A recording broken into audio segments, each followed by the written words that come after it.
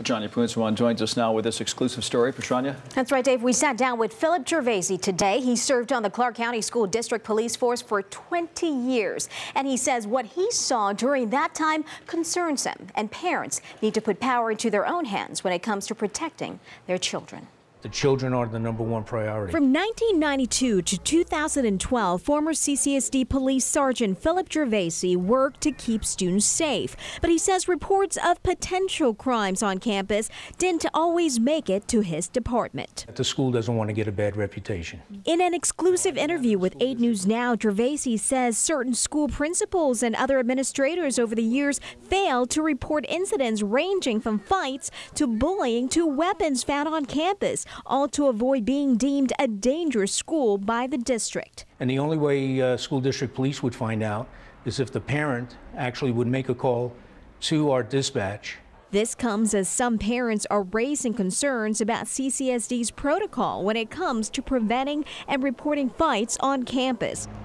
Fights like the one at Mike O'Callahan Middle School last Wednesday, which landed a female student in the hospital. They need to start holding these kids accountable. This wasn't a simple James Hensley claims his 15-year-old son seen on this video was attacked by another student at Desert Oasis High School back in January. But it wasn't until he contacted school police and the district attorney's office directly that the offender was arrested. And the way that the school handled it, I give them an F. They failed. Gervaisi says parents should still report fights or any other problems to school administrators, but that they can also call the school police directly to get their voices heard. But the parents have the upper hand because they could dial that number. Once they dial that number, it's out of the administrator's hands. CCSD issued this response to our story. The safety of students is our first priority. The district encourages parents and students to promptly report any concerns they have to school administrators. School administrators take concerns from students and parents seriously and look into these matters. And Gervaisi was also the past president of the CCSD Police Union, who successfully lobbied to have police investigations on campus be separate from that done by the school administration. 14-year-old Ethan Bryan and 13-year-old Nolan Hare sat between their mothers, recounting the bullying they say they suffered back when they were in 6th grade at Greenspun Middle School. I just kind of expected it to go away after a while, but it didn't. According to the lawsuit the two boys' families filed Monday against the Clark County School District, both Ethan and Nolan had to deal with severe and discriminatory name-calling for months. That escalated to physical and even sexual assault by their classmates who thought they were gay. Ethan was even stabbed in his genitals with a pencil. I was floored that he had not mentioned anything to me. Amy Hare says she found out about the alleged bullying from Ethan's mother, Mary Bryan, who heard about it through her son and not through a teacher or the principal at the school. The two families say they tried over and over to report the incidents to the administrators, both in person and through the CCSD bullying website. Knowing that someone can sympathize for you helps a lot. They never received a face-to-face meeting with the principal. Bryan says the alleged abuse got so bad, Ethan, who was only 12 at the time, had considered suicide. We had to take Ethan out of school because he didn't want to live anymore. Hare also switched Nolan to another school. Both families say they hope the lawsuit will make the school district hold teachers and staff more accountable when it comes to reporting bullying. Thought you were gonna miss.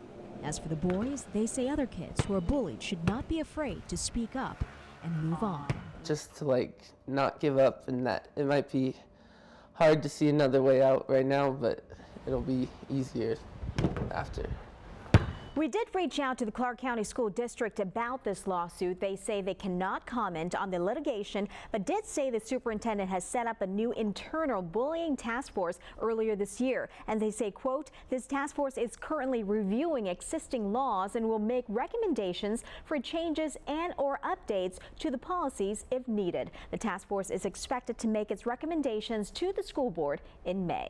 28-page lawsuit filed just yesterday, Paul. In it, Jason Lamberth claims his daughter Haley may still be alive today if CCSD has a tougher policy to prevent bullying. Now he and other parents who say their children were also tormented in school are banding together in hopes of bringing about change.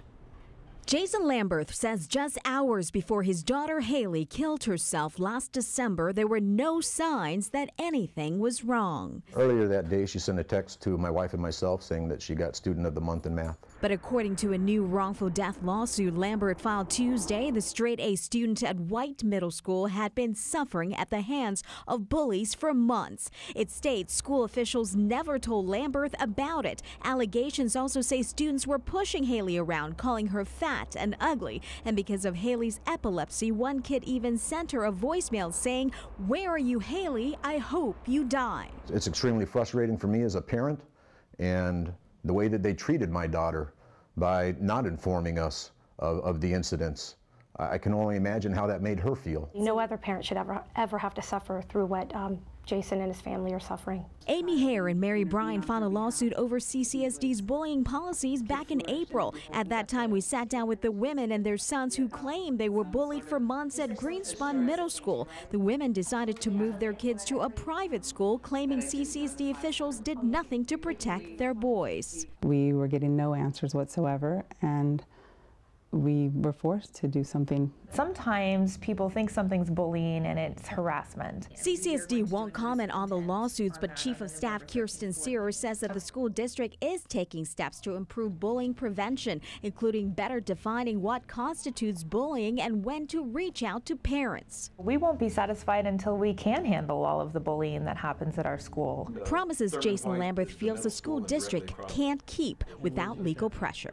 If it's a way of affecting change so that no other parent has to feel like I do every morning, then so be it.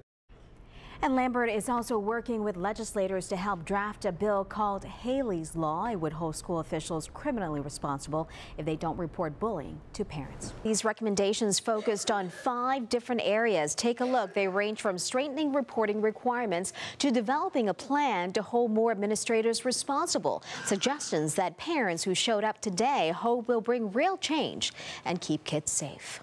The intent and spirit of the policies. The Internal Task Force on Bullying lays out its recommendations before the school board Wednesday morning. We need to review school-wide systems for reporting incidents of bullying.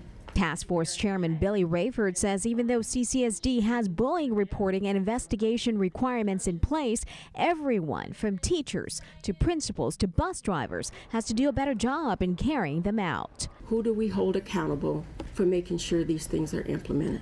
Part of the change, adding new language into the school district guidelines to include the names of perpetrators and victims when reporting bullying incidents. Also, the task force recommends increasing classes focusing on bullying starting as early as 6th grade. It shouldn't take a tragedy to ensure accountability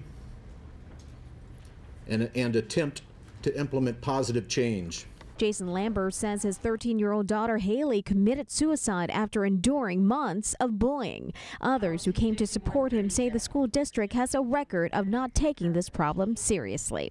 I was there when a teacher would be like, "You are suspended," and the kids would turn around and be like, "Dude, 3-day vacation, man," and then come back and then there would still be a problem. Superintendent Pat Skorkowski says he will assign committees to look into these recommendations immediately, including how to discipline teachers and staff who fail to report bullying when it happens. So they could be let go, possibly. If it is warranted and it's within our legal rights to be able to do that, sure.